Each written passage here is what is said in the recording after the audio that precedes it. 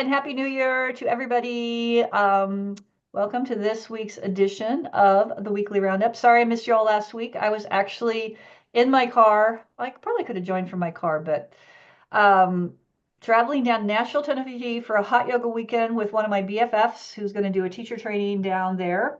And I took 4 hot yoga classes in less than 48 hours and was like, holy shit, how did I used to do this all the time? It's like it took me 2 days to recover, and it was actually really kind of fun because it all kind of comes out. It's like it's hard not to be a teacher, right? And so it came out that I was a Bikram teacher, and the woman that was teaching class went to training in '07. So same thing, really long-term Bikram teacher, blah blah. We were chit-chatting, of course, know a lot of same people, yada yada yada. And so in when we were in her the first time I took a class, she said, "Oh, and because there's a fellow Bikram teacher in the room, Mama give me money." She did the Mama give me money thing. It was really kind of fun, waxing nostalgic. So anyway, so speaking of that, do we want to go to the news first, Josh? Let's go to the news. Let's go to the news. All right, so the news. Pretty shitty. The news sucks. This sucks. Next. Yeah. Next. Well, I mean, and what's in the news? Actually, Josh and I and Maria were supposed to be in California today at the Yoga Expo in Pasadena, California, at the Pasadena Convention Center, which is now the ground zero for displaced people fleeing the fires in Southern California. So we send lots of love out to our friends and colleagues out in being affected by the fires. And just we were talking about before we got online or before we went live, is the big announcement with Facebook. Because now, we've shifted back to Facebook, and I made the comment, well, now all the guardrails are off, right? No fact checking, all of that stuff, regardless of where you fall on the political spectrum. It's just an interesting phenomenon. And then Josh brought up the fact that trust in media sources or media outlets is at an all-time low. All time low. All-time low. What did you say about Al Jazeera? It's off Even like like Al Jazeera, like these outlets fundamental. that have, yeah, they've actually traditionally held more trust longer. Even they're down, I read a thing, 20-30% in rating. Like just like people just don't. And Trust look, and yeah, they don't trust the news. I get it. I've actually been on the receiving side and the back side behind the scenes of a few different like news shows and stuff like that throughout the years. I remember when all of the allegations and controversy around Bikram were coming out in a big way. I was behind the scenes with a couple of people that were being interviewed, and I actually got brought in one case with one person for the 50 for 50 podcast as an example, um, as like moral support, basically. They're like, they knew going into it, it was going to be a difficult conversation and etc. So it's been interesting to experience that. And the point would be almost no news stories are objective news and haven't been forever. They are a narrative that's been created for ratings, and then they manipulate the conversation to support that narrative. But the thing that really irks me actually is they edit things to create that narrative. oh yeah, So, 100%. They take things out of and context all the time. right, and this is not new information. Like everyone knows that this is what's going on, but that would be the point. Is like, especially in the younger age bracket, people just like you can't trust anything you fucking see, and it's so politicalized, etc. So, Meta being like, fuck it, we're going the direction of X, Twitter, and are get rid of like the fact checkers in the way that we have now, and letting people just talk. Like that's what social media is supposed to be. I'm not saying that that's good or that I think that I don't even know what I think, but it's interesting that this is like a backlash is happening. I probably lean a little more libertarian in the ideology of news, where it's like we need to bring back not news and good news, because that's always going to be fuckety. Since the dawn of time, whoever is telling the news has Controls the the narrative. proclivity to control Yeah. a narrative.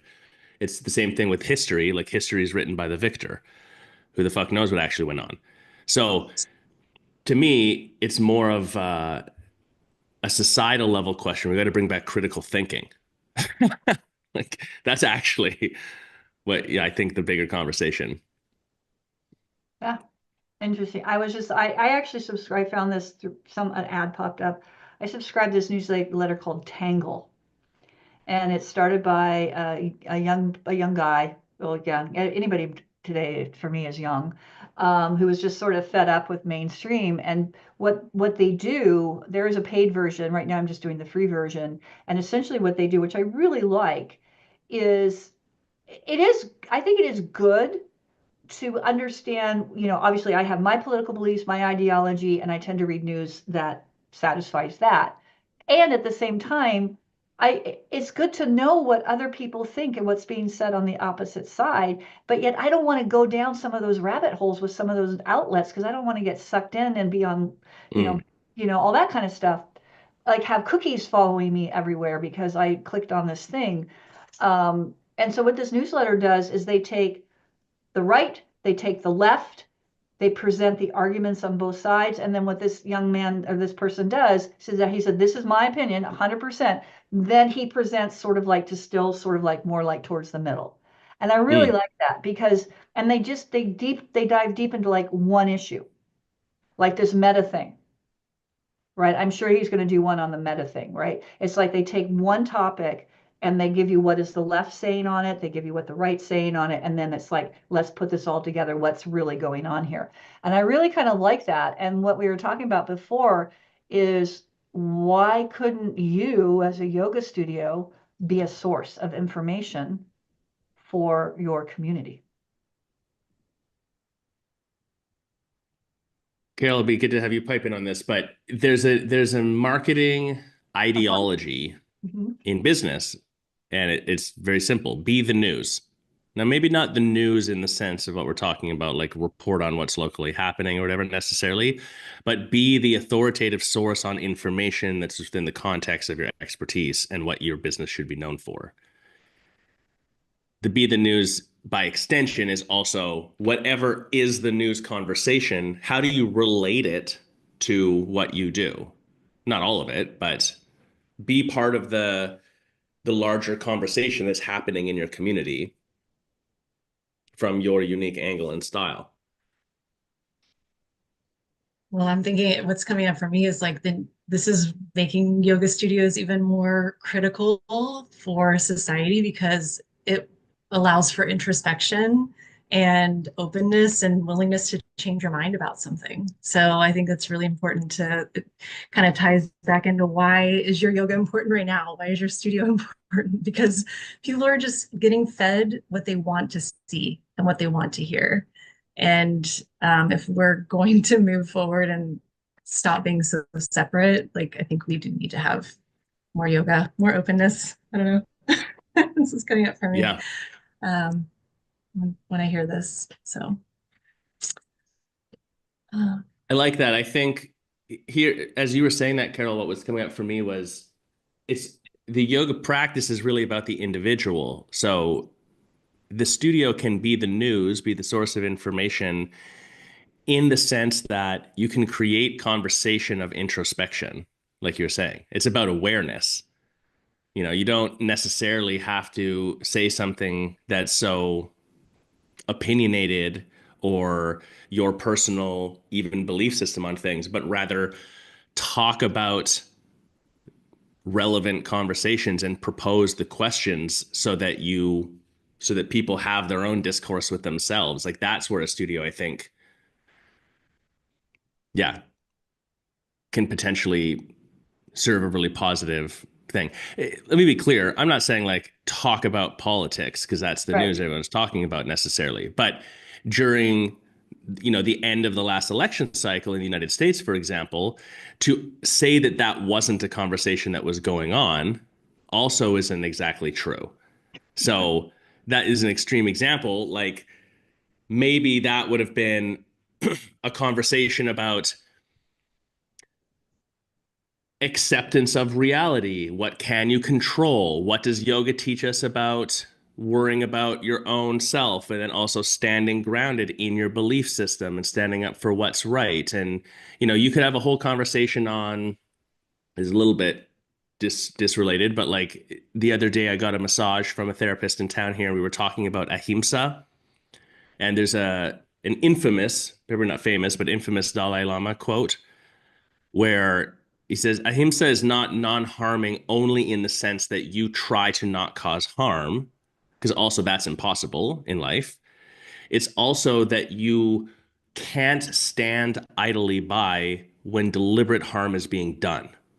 Mm-hmm. So, and like, there's more to it than that, but like, that's a really interesting thought in conversation, you know? There's the famous quote from the British politician back, whenever it was. It's like the only thing necessary for evil to triumph is when good men do nothing. Right.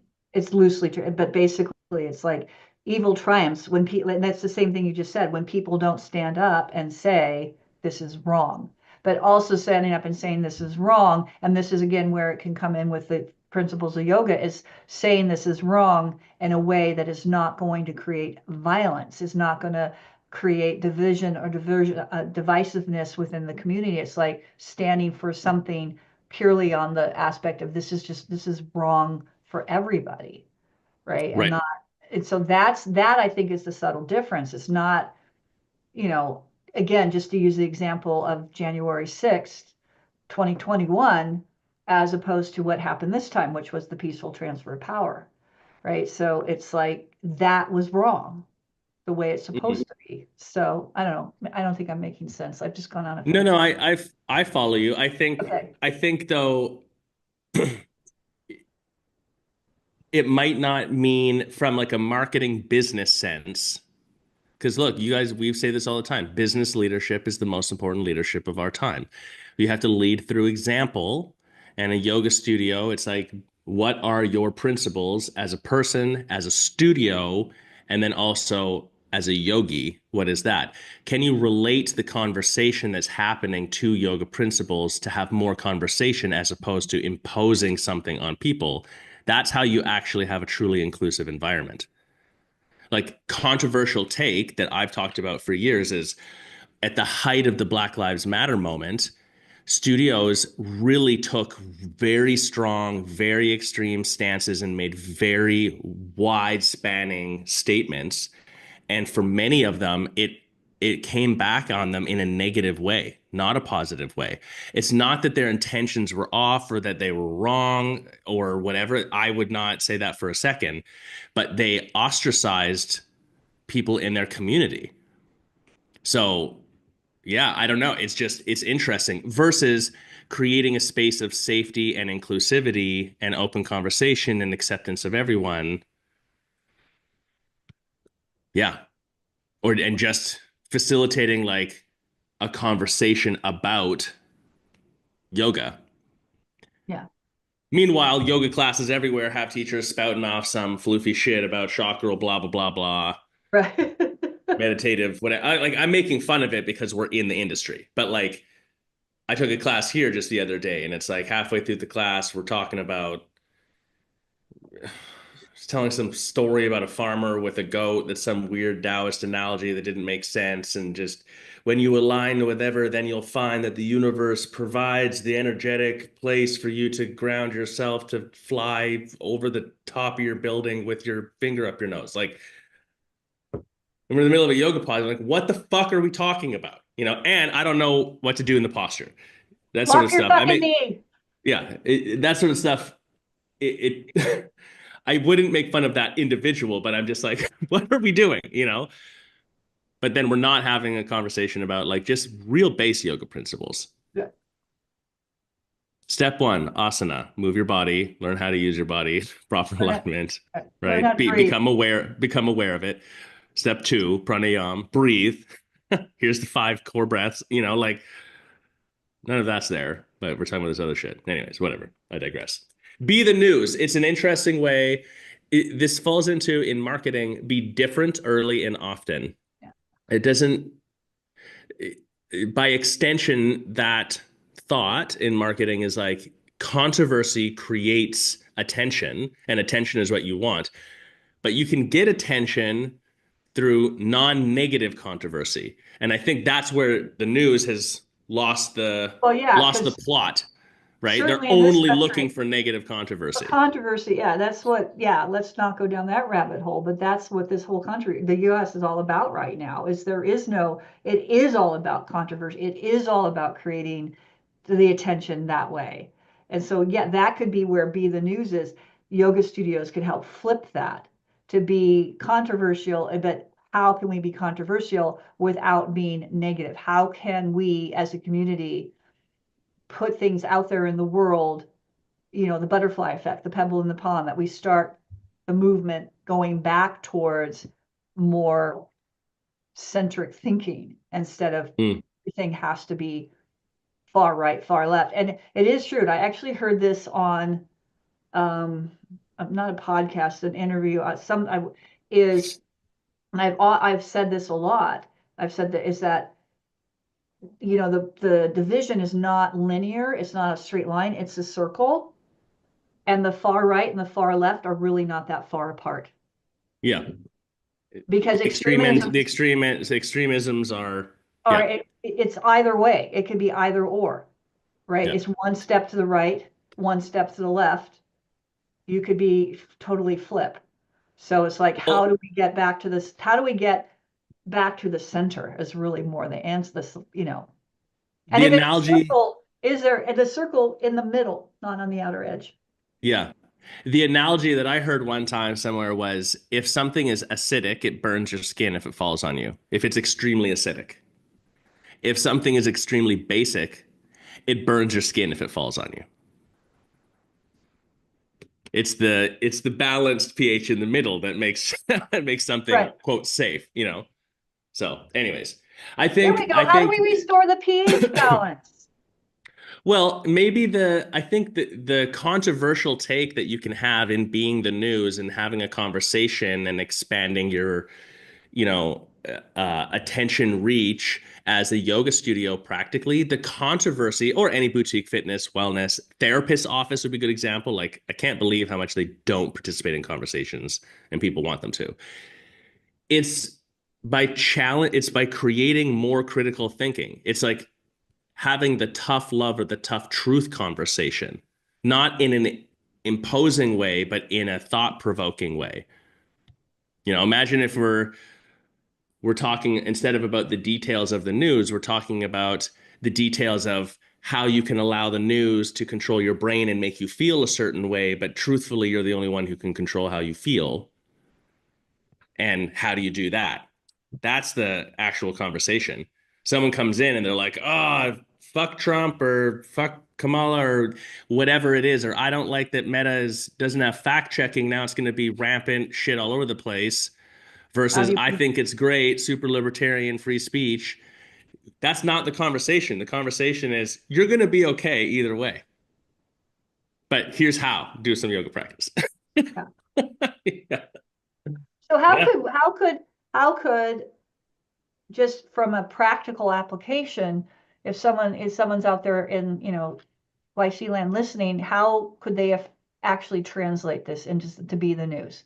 What would be some ways that people could do that?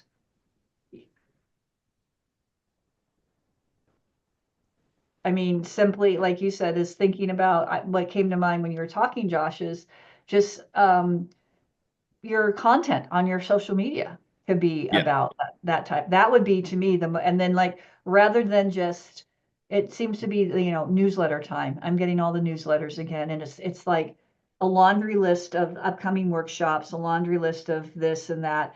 And oh, by the way, why do people still send emails about class closures? Just have it in your, you change your software and people check.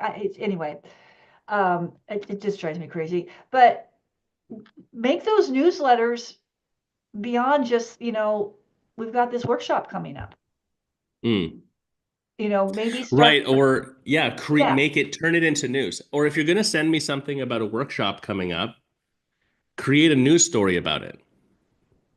Ah, Like, make it a news story. Think of it that way. Don't just say like, oh, there's this workshop and it's cool because we're gonna workshop some stuff. Sign up for 50 bucks. Link. Like, what's the story? Who's teaching it? Why should I listen to them? What do I get afterwards? What's the story about someone who's done something similar before? How is it going to teach me something that you've yourself learned? Like, I like that. Making it. Well, I don't know. Did you see my post on, I posted yesterday about, I know I saw you did it, Carol. I saw you check that the client had a beginning series workshop that started this week.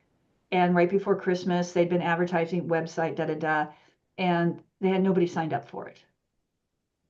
And I looked at it and I went, that's why it's pretty damn boring. So I took it, the just the article is this is how you can use Chat GPT. So I took it and then said, before you answer, this is what we're doing. I copy and pasted in what they had on the website for the description, all the details and stuff. And I said, make this more hero's journey, you focus, what some problem solution, all that stuff. And then I said, and then ask me 5 questions for, like we've talked about. So then I got the 5 questions, sent it to the owner and said, have the teacher who's doing it answer these questions, which he did. So then I put the questions back in, spit out the new description, tweaked a little bit, put it up. They sold the workshop up, sold it out over Christmas holidays. nice. Right. And it was because, like you said, they made it was more interesting, it was more engaging. What are we going to get out of it? And so I think that's what you just hit it on, is make it about it, make it a news story. I love that. Yep. Yeah, I mean, there's the news stories. If you think about literally the nightly news, there's the stories that are the one-off thing. They're like filler. They're filler and they're interesting, and you're like, oh, that's cool, but it's fleeting. You like get the little dopamine hit from consuming the headline and have your opinion on it, and then it's gone, and tomorrow you never think about it again. And then there's the ongoing news stories that you become invested in, and it's like this whole bigger narrative in your head's going on. Like this Mangione stuff, like it's gonna go on for fucking months. It's gonna be studied in law schools. Like that's news. So make your workshop, don't make it Mangione, but like bring that vibe of attention to it by having a more whole conversation around it. I'm also thinking about this is really specific to like what's going on here in St. Louis. We've been snowed in for about 3 days, and so there's basically a pub, and they sent into the local TV stations like they're opening at 4. So you see all these. This is closed. This is closed. This is closed, and this pub is opening up at 4 p.m. Opens at 4 p.m. So like if you're a yoga studio, just something, it's a little bit like a roundabout in what we're talking about, but like, yeah, you're Yeah. on the news now. Like we're opening for 5 o'clock classes.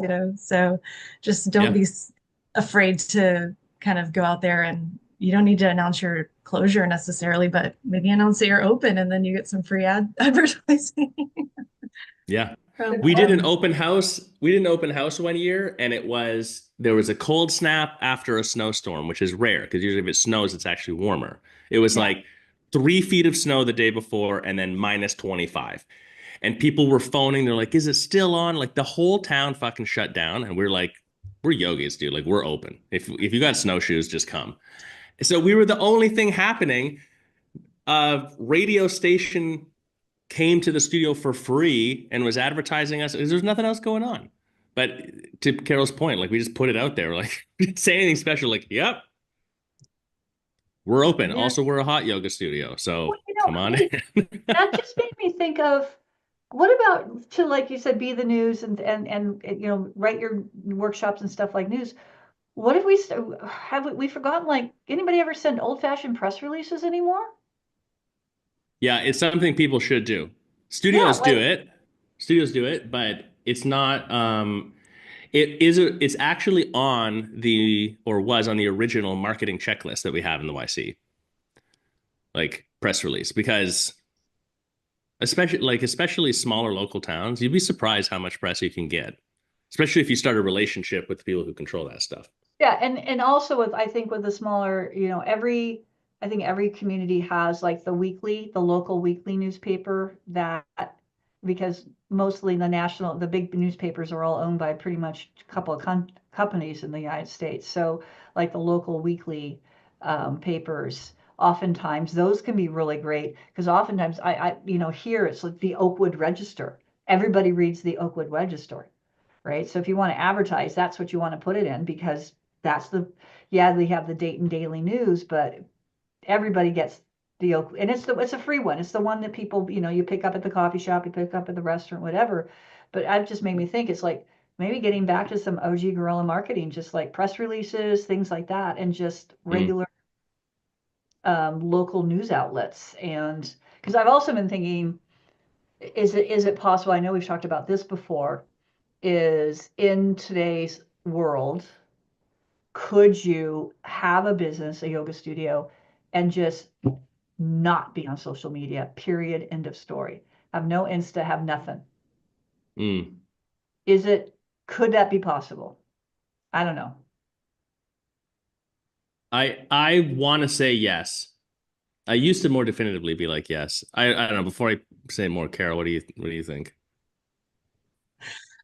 I think that if it was like a really high, like a smaller boutique where it was like a word of mouth thing and, there was something really special about it. I don't know. Carol It's sent just, me. what's that? Carol sent me. Exactly. Like a Yeah, speakeasy type of thing, or, yeah. you got to know somebody, you need a secret code. Like you could kind of get a lot of buzz, I think, that way. But how long-lived would that Yeah. be? I don't know.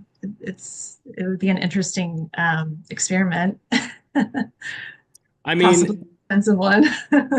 it would be to me. It would be do you bleed out cash flow wise before you get enough traction would be the question. But it's possible for things like that to wildfire for sure. Um, I mean, that is kind of what happens. Like when a business or a place is really dope, it's word of mouth. Like living in Mexico here, it's very much like that. Yeah. So many businesses, like they have a Facebook page. That's it. And best case scenario, they're on WhatsApp. So you like WhatsApp them to communicate or whatever. But half of them don't have anything. And it's not how people look for things. Like there's this sense of difficulty finding stuff online because of that. So then if you need a repair guy or you need whatever else, like you don't go to the internet. You WhatsApp into a WhatsApp group. You're like, hey, I need a mechanic that works on this sort of stuff. Anyone recommend someone? And then people send you contacts and you just directly message people. Like everything's kind of word of mouth like that. So Well, the app human next human door. behavior is such that it Yeah. theoretically works. But I think to Carol's point, like you've got to have an angle. It would be fun to start a boutique fitness yoga studio that's like a speakeasy underground sort of thing. That would be fun.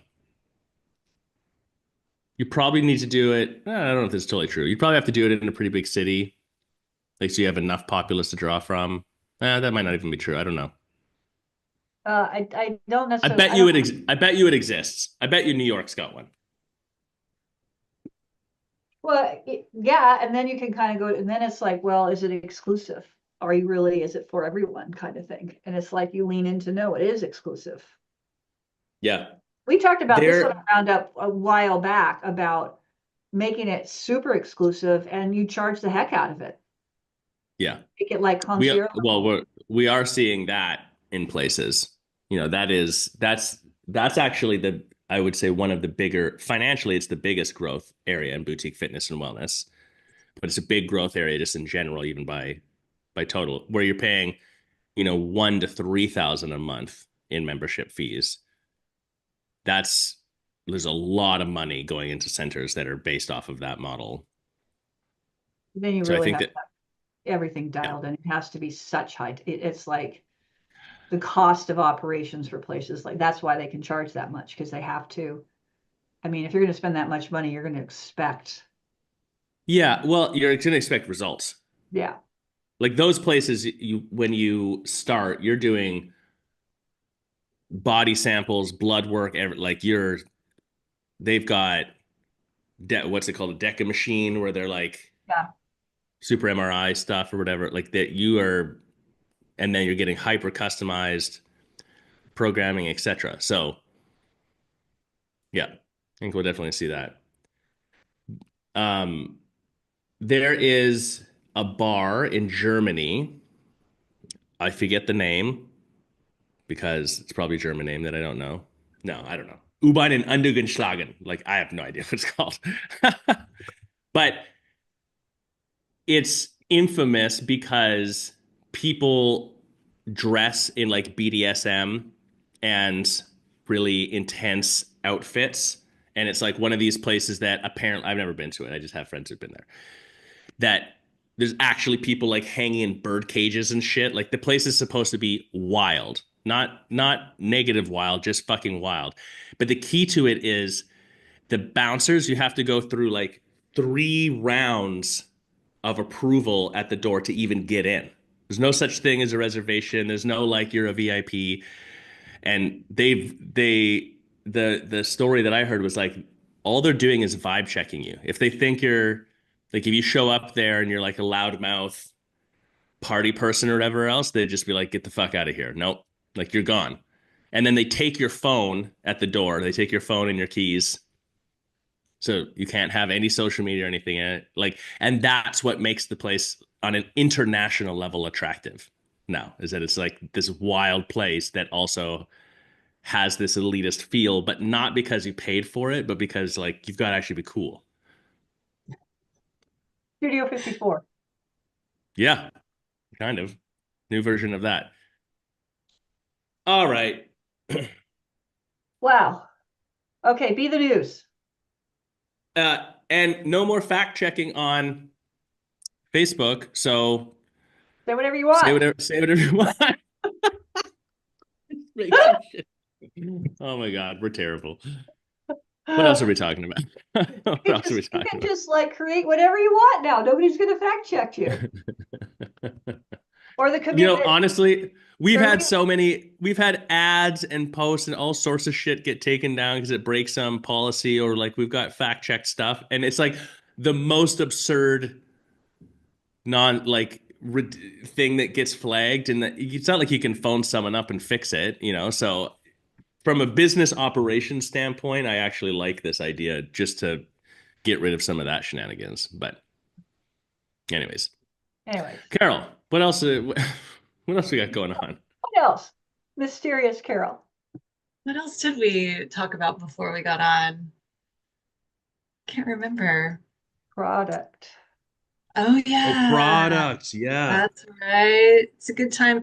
We were talking about how it's not the best time of year to maybe like shake things up too much and make a lot of changes, but really dial in what you have going on. And how do you tighten your product? How do you make sure that the classes are consistent and they're being taught the way that you expect them to be? And there's definitely, we've talked about this before. If there's something incongruent with what the description is and when I come in to take, it's really disturbing to me as a student, you know? So we were just kind of talking about that before we got on.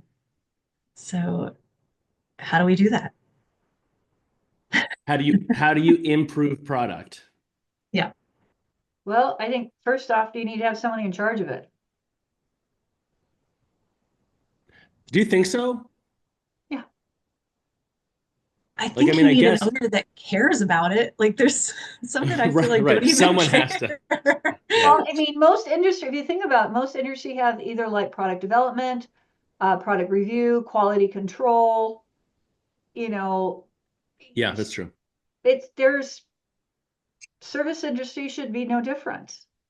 And I mean, a good example, it was just a small thing, but when I went down to the studio last weekend, yes, I took 4 Bikram classes. 2 were 90. Well, actually, one was 90, one was 75, and 2 were 60. And that just sort of irritated me. It's like, either do 90 or 60. Why do 3 different types? It's just like, anyway, that aside, the 2 60-minute classes were both different.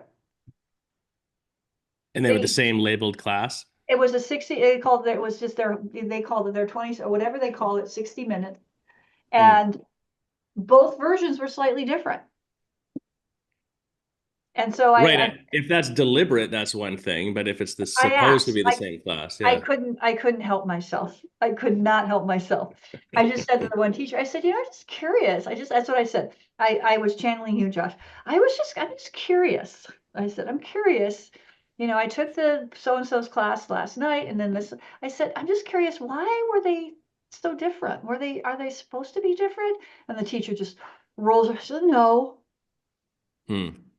they're not supposed to be different, but the person who taught it the night before decided to teach it in a different way, right? Because there's a lot of different Hmm. versions of the 60-minute out there. I don't care what version you use. It's just like, for me, it was like, if you're trying to create congruity. So that's a great example of that. It's like, so I do think you need to have someone in charge of it. Hmm. And what does Yeah, I that mean, there's certainly management of it. I think product, the analogy that I'm working through my brain is like is a restaurant. In a restaurant's a good testing ground where you've got everything because you have the physical environment of the restaurant all the way down to the napkin and the chair that you sit in, like changes the vibe of the place, the Absolutely. lighting, the sound, and what specific volume level. Like that's how intricate it can be. Then you have the product itself, the food. So then you've got food quality, ability of the chefs, speed. Does it show up warm? Is it consistent? The big one, obviously, being like, is it fucking delicious? Then there's presentation of the food itself, you know, counts for something. But then you also have all of the service staff. How are you greeted at the door? How are you seated? Like, how are tables bussed at what speed and how clean is the place? How are your servers? And so, like, there's a manager for all of these components who is optimizing all of them over time for the vision of what's going on, which is why restaurants are fucking insane as businesses. Yeah. But a yoga studio is not that different. Yeah. You know, you've got your actual room environment, you've got the whole studio, you got your front desk staff, you've got your teacher, you've got the classes and the sequencing themselves, you've got like the bathrooms, all of that's all the cleaning team. Like that's all the product. So then the question is, are you optimizing that for a specific outcome and vision of quality? And I think that's where, Carol, your point really pipes in. Like in the yoga world, for some reason, it's not that this is wrong, I would say, but it's that without any specific deliberate intention, there's often the case in a studio where like all the classes are just whatever the fuck the teacher feels like. So it's and then the you hide behind the guise of variety. Yeah. Oh, yeah. Yes. Yes. My Like, oh, I personal, want I want variety, but you're like, but what variety? Like, yeah. still, what's the actual product? And my personal favorite, which just is like fingers on the chalkboard to me, is when the teacher says, "So what do you want to work on today?" Right. Meaning Yeah, you I haven't, you don't have, you haven't prepped for class. You're just making it up as you go along. I don't know. That's just like, to me, it's just like, ugh. But no, yeah, I'm with you. That's an example of a specific thing that I, as a student, experienced that and have my whole entire practice career when I just practiced all the way through being a teacher to now, more seasoned, having spent lots of time in yoga classes. Like, I really don't like that because one, I don't actually feel like I can state what I would want to work on because I'm typically the like stiff, larger dude in the class. And 50% of the class are bendy women. Not in all studios all the time, but like that might be the case. And for sure, the people who actually call out are the people who are comfortable in the class and comfortable with the teacher and go every day. And they're going to fucking say hips. Like it's going to be someone will yell out hips 180,000% of the time. yeah. Someone's going to yell out hips. And like if I yelled out backbending, half the teachers would not even know how to teach the class focus on backbending. Oh, that's a good So one. Yeah, yeah. Sometimes I've been tempted to say, well, does this mean you haven't prepped your class? Why are you asking us? Don't you know what you're going to teach us today? Yeah. What do you want to do today? Yoga. Yoga. I'm here to follow you. If Yeah, I was making the class up, I'd stay at home. yeah. God, we're just shit on them. Poor teachers, we just give them so much flack. But from a product centric viewpoint, it's not about making things monotonous or boring or vanilla, but rather just having defined product to solve a specific outcome. Look, I would take it a step further, and you guys know we were saying this off camera too. I don't like surveys in yoga studios. I Yeah. think that they have historically given the wrong impression of things, and people lie on surveys and forums all the time, not on purpose. It's like just a human trait thing, but there is a place for them. At Just some never ask point, what class time. You'll never get consensus on class time. right. Yeah. Yeah. You have to really be clear on what you're trying to accomplish with your surveys, and it's how you run them. Like really interview style for deeper questions makes more sense. The point though being is product is one of them where you can get some really valuable insights after you've been going for a while. If you're in your first 3 years, don't run a survey on what classes people like. Just get your shit together and make your classes really awesome based off your opinion. You need to have been going for a while and have some solid teachers in there and whatever else. But it would be interesting, like if you polled, you need a good sample. You polled, 50 to 100 people and then deep interviewed 10 as well. But you have to be specific on what your questions like. What do they want out of the class? Why are they coming? What's the result? What do they feel is good, or what's something they feel like it misses? Like you've got to get in and then interpret that. That could be interesting. I think you would learn a lot. Carol. I want to circle back to something you just said, Josh, because I think the way you said it to me came across weird. Like, no. So ideally, because you said, first 1 to 3 years, you're just trying to figure out, don't ask about product. I would say you should have your product defined on day one. Oh, I Right. mean, don't survey so that you're changing your core Okay. product. Okay. Your first 3 years, you're just figuring out how to deliver your core product in a Okay. powerful way. Because the So if way you you, said it, it was like, oh, yeah, you make it. No, it's like you want to know what type of studio you're going to yeah, be from when you open your doors. I just wanted to absolutely. clarify. I Okay. 100% agree. 100% agree. Okay. And to be clear, I'm not suggesting at any point if you're like, we're a power vinyasa flow studio and you do a survey and you're like, tricked you, now we're yin. Like, that's not what I'm suggesting either. I'm saying, how do you optimize your existing product? My Okay. point was in your first 3 years, if you ask your student base that's still relatively small and you're trying to optimize product, like it's in 3 years is an arbitrary number. Maybe it's possible it happens faster than this, but like you're just figuring out how to deliver your core product in your style and way and have your whole team moving the same direction with it. So don't fuck with it too much at that point. There's the optimization or the basics. You don't need to be optimizing based off of surveying would be my thought. I think the time frame is, I think, a lot dependent upon how many classes a week you have on your schedule, right? If you're a smaller studio and you only have let's say less than 20 classes a week, it's going to take a little bit longer than a bigger studio, bigger market that might have 25, 30 classes a week. But I also just circle back to what you hit on is you do need to have the product defined when you open, because a lot of times I see where particularly newer studios struggle is they don't. It's just like, oh, I've hired these yoga teachers and they're teaching yoga classes. And it's like there's no rhyme or reason to what they're teaching. And I Yeah. think that's often what working with some newer clients or like in their first year or so is where they're really struggling Mm. because they didn't start off the gate saying like we're a power yoga studio, or like to one of Carol's clients, Susan Smedley, Resilient Soul Yoga out in Colorado. I was out there last year and she absolutely said going into it, she knew that she was going to be more of restorative yoga. She said, there's plenty of power places in my community. And it's great because when you walk, I've said this before, you walk under a studio, you're like, it is like a sanctuary.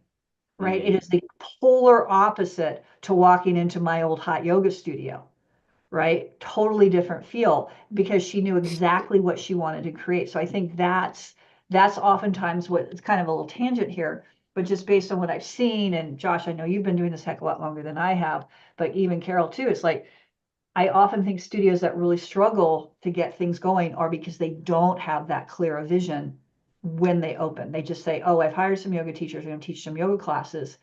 To me, that's sort of like, you're going out of business and you barely got off the ground. Mm. I don't know. What do you guys think about that? Yeah, I think the precursor to being able to optimize and improve your product is having product definition in the first place. Start. What are you optimizing for? Like if you're like, oh, just teach whatever you want. Okay, but like, and actually, there is maybe a place for a studio that's like that, but at least have that defined. Like, I want no two classes to be the same at all, 100% based off the teacher's style or whatever else. Like, it just own that that's what you're doing. If that's how you want to roll, that's fine. But then you have to be prepared for everything that comes with that too. I think if you surveyed, Carol, jump in here. I Yeah. think if you surveyed and got a feel for what, because let me be clear, it's not just what people like. That does matter. It's why do people like something and what do they want? That's what you're trying to survey for, and that's what you could theoretically optimize for.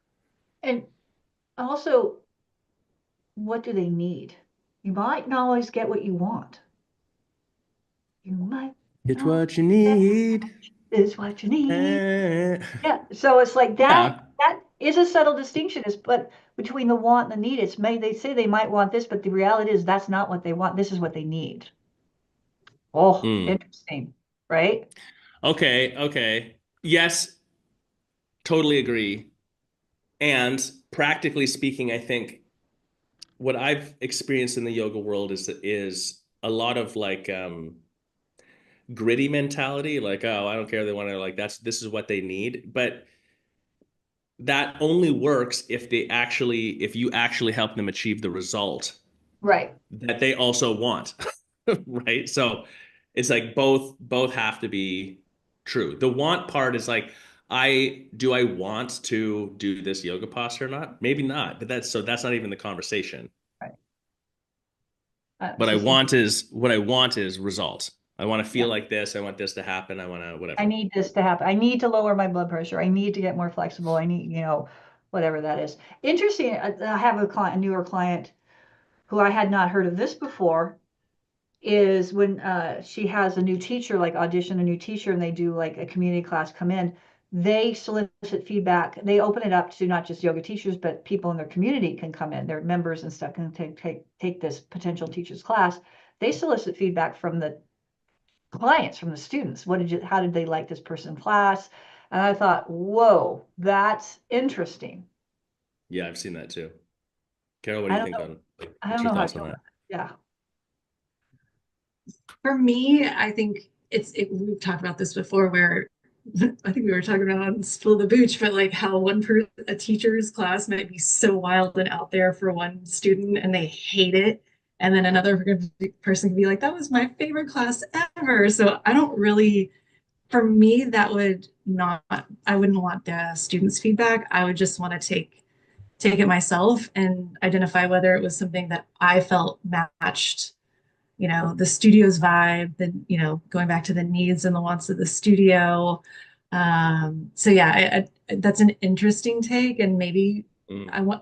I'm interested to know if they've made decisions based on what the students' feedback is Oh, versus what they really, feel or know in their heart whenever they take class. Because I yeah. feel like I can take a class and be like, yeah, or I can be like, hell no, like Hell this no. is not going in my studio. Yeah. So Well, they say that for actually, they said like top HR people and people that HR professionals that interview and like basically it's like, typically within the first 3 to 5 minutes whether you're going to hire this person or not. And the rest of the interview is either A, validating what you felt, or B, coming up with such a compelling reason to overturn your initial. So it really is, they say, the first impressions, and it's true. And I think the same thing is, I don't know, I can go into a yoga and I can tell within the first little bit whether or not I'm like, ugh, this is going to be a slog just to make it through, or man, this is going to be a great class. So interesting. Yeah. I think the other detail that mixes into this is then you have to have something that you can objectively measure, turn Well, it yeah. something quantitative, right? So I always think, and I've told the story before, we had a teacher, they were new and they were frustrating to mentor because they didn't take feedback very well. They were very positive. They received the feedback in real time without any pushback, like nothing, there's no personality problem. But then you'd go take their next class and there seemed to be zero attempt to integrate any of the feedback. And this went on for a long time. And they had the highest retention rate of new students, like 2 quarters in a row. And I was just like, I don't know. Like, clearly I'm wrong because people fucking come back to this class. And my interpretation of it, and I experienced this in a few studios throughout the years too, they served a specific purpose in the larger group of teachers for our students because their class was very consistent, not that hard. Like you knew exactly what you were going to get as a product taking this person's class versus if you took my class, it was going to be completely different based off of what was happening in the room that day. So I don't know. It's not. It wouldn't necessarily have been that they were like, "That's my favorite teacher," but the consistency and the sort of knowing what it was made it an easy class to just say yes to and to end up coming back to. So from a retention standpoint, if we didn't measure that, I would have thought this is our weakest teacher. But the classes were full and people came back. So I was wrong on that front. So you have to like balance it out with measure. The student thing, the time that I saw it happen, I've seen it a few times when we were traveling, but the time that I saw it happen where it seemed really wonky was there was this studio that they would send a feedback out immediately after like the first or second class. So every new student came in, they'd be like, they had angled it as give us feedback on the teacher, not your experience, not what you liked, not whatever else. How did your teacher do? Do you like the teacher? What did you like about them? Like getting feedback on the teacher themselves as opposed to anything else. And they would get the most wild responses because of wording it that way. You'd get people, oh well, I felt this part of the class was a little slow, or like I didn't like that they said this, or like we're talking about someone who's never been to the studio and has taken one class from one teacher and they're giving feedback like that. So then the question became like, well, what do you do with this feedback? Yeah. You know, and they were giving it to their teachers, and all that happened is that they just created dissent amongst the ranks. Yeah. Fast forward a couple more years, that studio unfortunately lost their shirt and closed, and I feel bad for them. But it wasn't because of this one event only, but like that angle of mentality, it was like it didn't solve something in a powerful way for them. I don't feel like it improved their product. It actually diminished it. So circling back to how do you do this in your studio? And I think it's like before we came on, Josh was like, well, is there anything new? And I think I don't know if it's necessarily new. It's going back to basics, is like having someone in charge of it and that it's tracked and the feedback is given and there's a mechanism for it, and sharing numbers more and more in coaching clients to share numbers with their teachers. Let them know what their retention rate is, what the first visit return rate is. And this is a good one. How many new members we got and how many members we lost. Yeah. Because some months, as you know, you lose more members than you get. And as we know, teachers are directly responsible for the retention. It's like, because the product is the class, they're teaching the class. Therefore, if they're not retaining people, that's something the teacher is absolutely responsible for. So that can be a real gut punch when it's like, yeah, we got a bunch of new clients last month, new members, Yahoo, but guess what? We lost more. So we're down 5 or 6 members. What? Yeah. Yeah. So I think those are the type of things, and I know I've been harping on it forever and a day, is your teachers should be held accountable as professionals.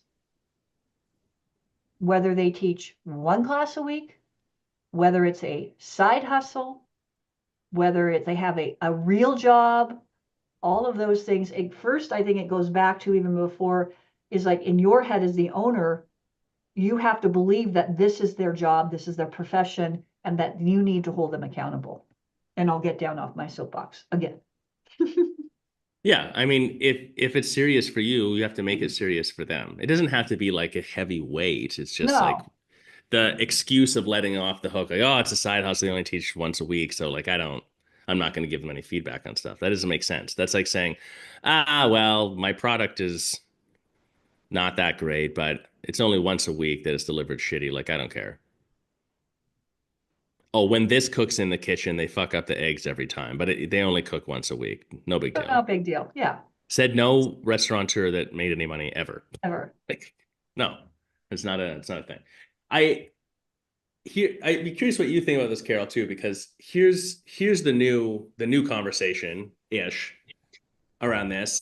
The feedback part, figuring out what people need, what they want, but then being willing to actually, and this is a bit of a double-edged sword, willing to actually change things. Mm-hmm. Like a lot of yoga for years, and there's reasons for it, and there's a value point. So I'm saying this is a double-edged sword, was super fucking rigid. You do it like this way, and there's no questions about it whatsoever. That's beneficial when you're teaching disciplined yoga practice, and that's the entire embodiment of the studio.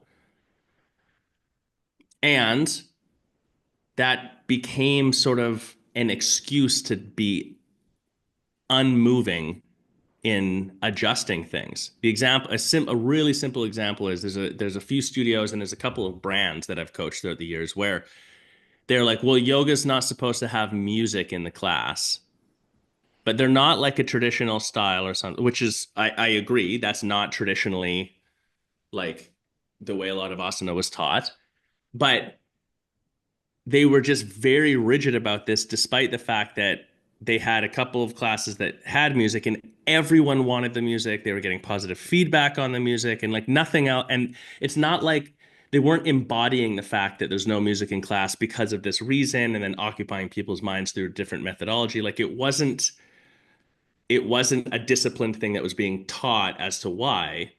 And it took 10 years. And then finally now there's one brand and a couple studios that we know have music in their classes. And guess what? Those classes are full. So love or don't like the music or not, like, what do you want? It's People yeah, practicing it's yoga or not?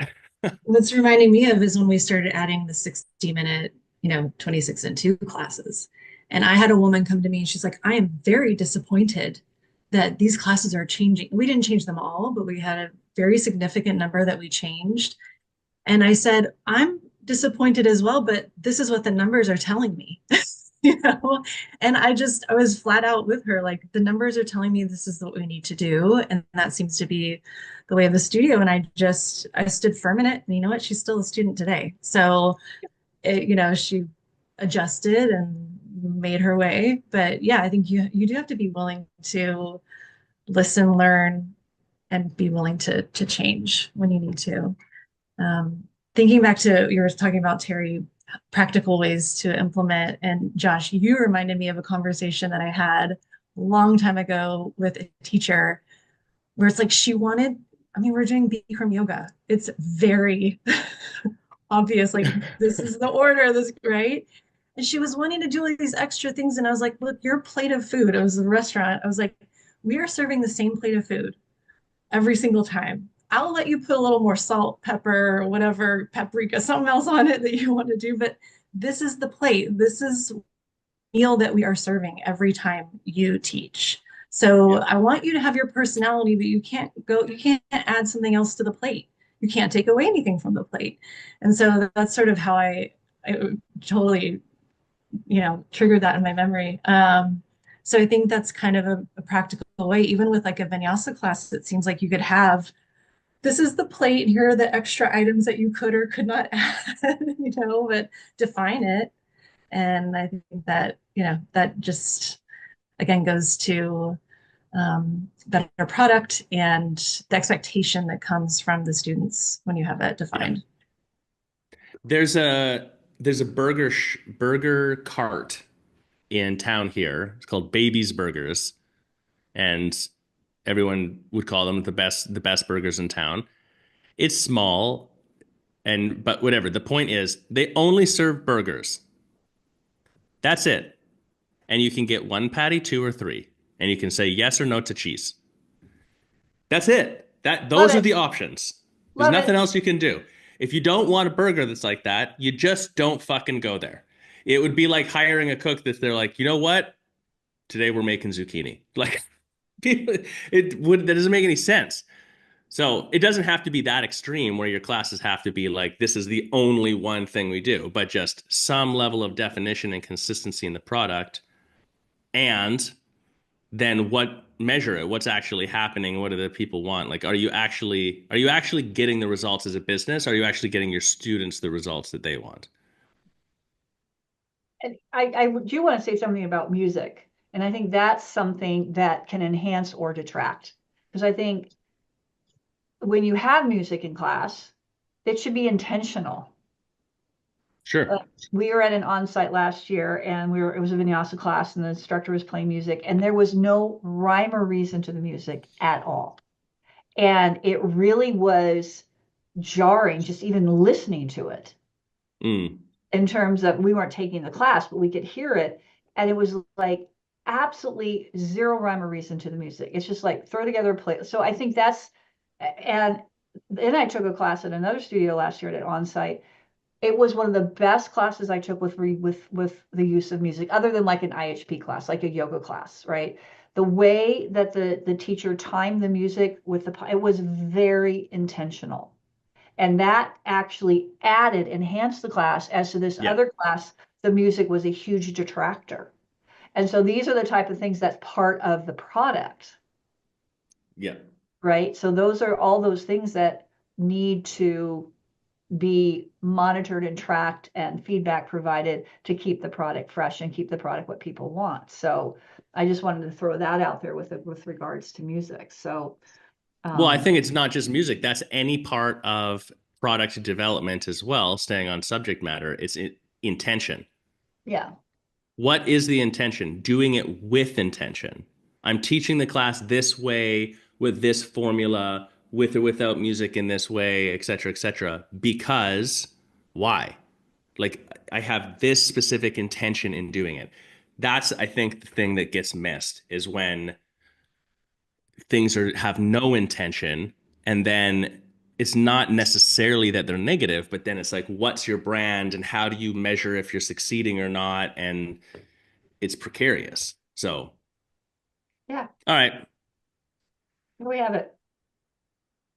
there we have it. Go yell at your teachers. No.